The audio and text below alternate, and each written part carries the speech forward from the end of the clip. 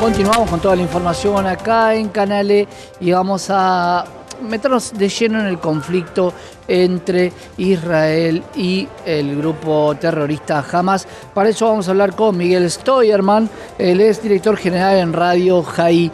¿Cómo estás, Miguel? ¿Qué tal, Santiago? Un gusto. Un gusto para mí también. Bueno, Miguel, ponernos un poco al tanto de estas noticias que aparecen muy firmes en algún momento y después se van diluyendo, pero hay que seguirlas. ¿Cómo está hoy la situación en, sobre todo, la Franja de Gaza? Bien, la verdad, como dices, hay mucha confusión respecto de lo que está aconteciendo.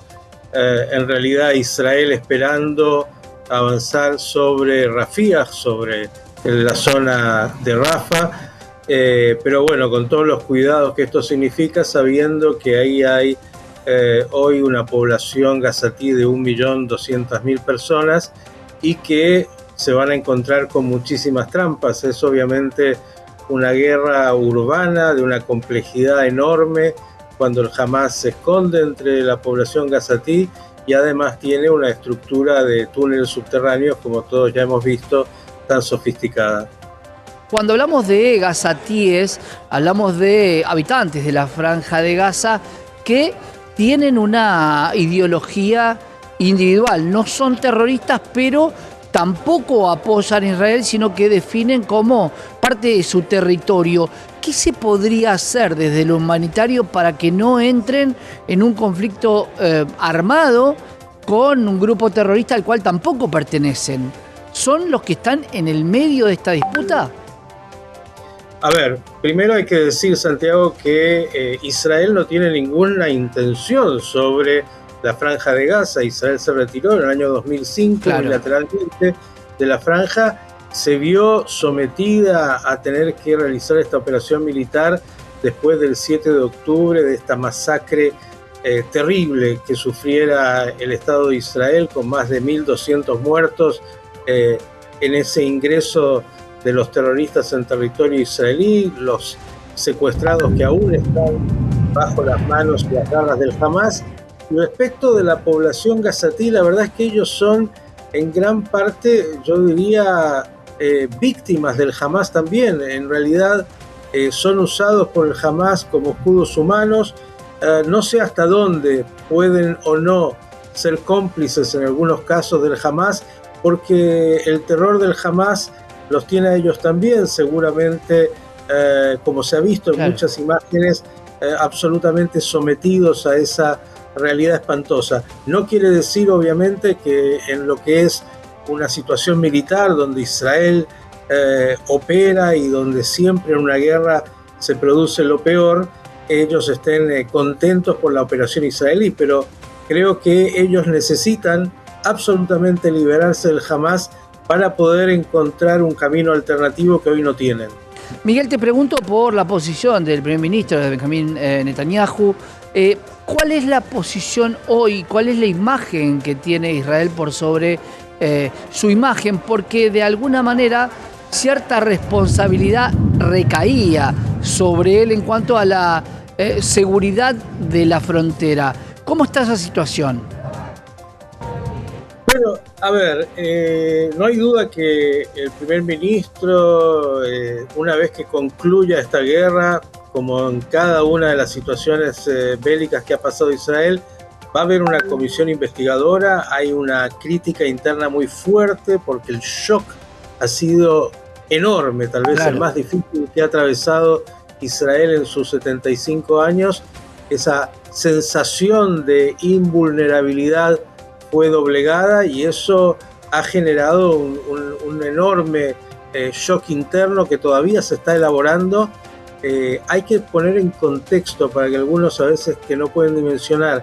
Es como si en el 11 de septiembre las Torres Gemelas, en términos de demografía y de tamaño, hubiesen muerto, hubiesen sido matados, asesinados en realidad 35.000 norteamericanos y hubiesen sido llevados como rehenes miles de ellos. Digo, para que se dimensione lo que significa en Israel esto, que es un trauma interno enorme, enorme.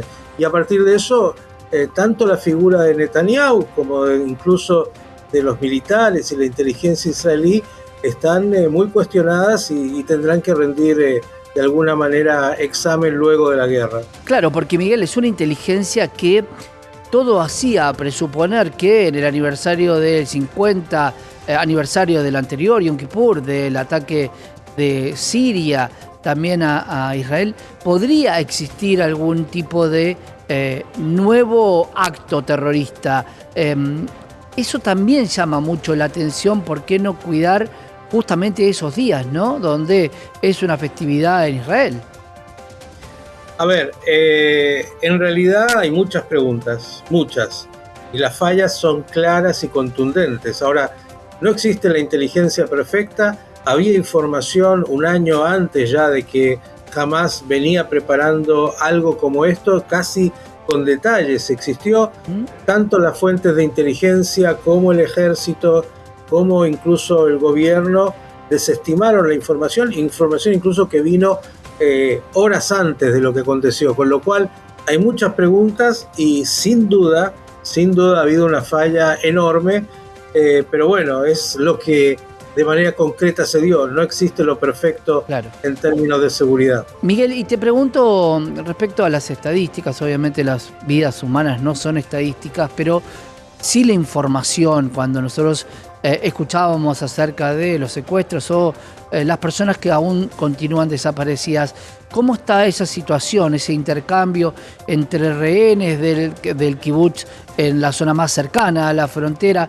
¿Cómo está hoy esa estadística? ¿Hay algún tipo de esperanza de poder recuperar a alguno de los prisioneros de esta guerra del terrorismo? Bueno, esto es uno de los grandes dilemas y una de las cartas que el Hamás con mucha sagacidad, vamos a decirlo así, desde el primer momento planificó. Porque los dos objetivos de Israel, y a veces se contraponen, es destruir la estructura militar del Hamás y por otro lado recuperar a los rehenes. Y los rehenes vienen siendo obviamente la carta con la cual siguen jugando. Los tienen, por ejemplo, Sinwar, el líder del Hamás, se sabe, está rodeado por rehenes, y eso hace que aún la operación sea mucho más compleja, porque es un tema muy doloroso en la sociedad israelí y que obviamente tiene a muchas familias y a la sociedad absolutamente agobiada por lo que significa, después de 5 meses, no saber nada en realidad de los 134 que aún están ahí, de los cuales sí se sabe que hay por lo menos un par de decenas que ya están muertos, pero tampoco hay sobre ellos alguna precisión. No hay exigencias de prueba de vida y están siendo utilizados, ¿no?, en este manejo del terrorismo como escudos humanos. Bueno, en realidad hay exigencias de pruebas, pero jamás no se rige por ninguna de las categorías del derecho internacional. A partir de esto, la Cruz Roja no ha tenido acceso en ningún momento a los secuestrados y no hay ninguna información. Se intentó, incluso a partir de la presión norteamericana, con Egipto, con Qatar y con otros, llegar a un cese al fuego por algunas semanas para la liberación de los rehenes. Jamás en un principio no contestó, después contestó directamente que no está dispuesto y que en realidad lo que pretende para ellos es que el Ramadán, que comenzó justamente anoche, sea un momento que potencie la efervescencia del mundo musulmán radical, y que esto para el Hamás, entre peor mejor, lo quiero decir así. Ellos, entre más víctimas tengan, van a estar mucho más satisfechos de su heroica, así lo diríamos entre comillas, acción terrorista. Claro, porque el heroísmo terrorista forma parte también de la religión, de algo que podemos no entender. De hecho, lo hemos visto con los atentados de un mundo islámico que es totalmente diferente.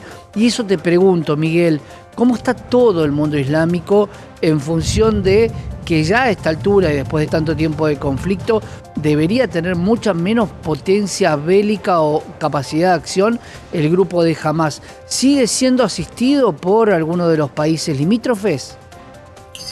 Bueno, no hay duda que Hamás en primer término es uno de los brazos armados de Irán. que tiene tanto el Hamas como Irán como definición y objetivo la destrucción del Estado de Israel. Es decir, acá no hay un problema territorial, hay un problema de lo que significa la existencia misma del Estado de Israel. Y aquí quiero decirte, Santiago, algo muy importante, porque a veces en Occidente es muy difícil de comprender y se hacen críticas muy severas a Israel respecto de cómo ha hecho esta operación militar. Y quiero decirte que si Israel no respetara las leyes internacionales respecto de la guerra, esta guerra hubiera concluido en 2 semanas. Pero como Israel tiene otros parámetros respecto de lo que significa justamente la santidad de la vida, el respeto por los inocentes que están siendo usados, esta guerra lleva más de 5 meses, el Hamas sigue teniendo un 25% de su capacidad militar operativa y todavía no ha podido ser doblegado. Digo, esto para tener claro de qué estamos hablando. 5 meses, Miguel, que no hay que olvidar y que hay que seguir charlando seguramente con vos. Miguel Steuermann, él es el director general en Radio Haií. Gracias por estar con nosotros y por seguir informando sobre esta situación que a veces sale de la plana de los periódicos, pero hay que seguir hablándolo. Lo último, Santiago, a tu pregunta, no quiero irme de los tiempos. El mundo musulmán moderado tiene la obligación de expresarse con mucha contundencia en contra del mundo radical islámico, que en primer término a los primeros que mata es a los musulmanes, ellos mismos. Luego van contra Israel, contra los judíos y contra Occidente, pero ellos tienen que ser los que estén en la vanguardia de esta guerra. Por el momento están muy callados. Es clarísimo el mensaje. Gracias, Miguel. Hasta la próxima comunicación acá con Canal E.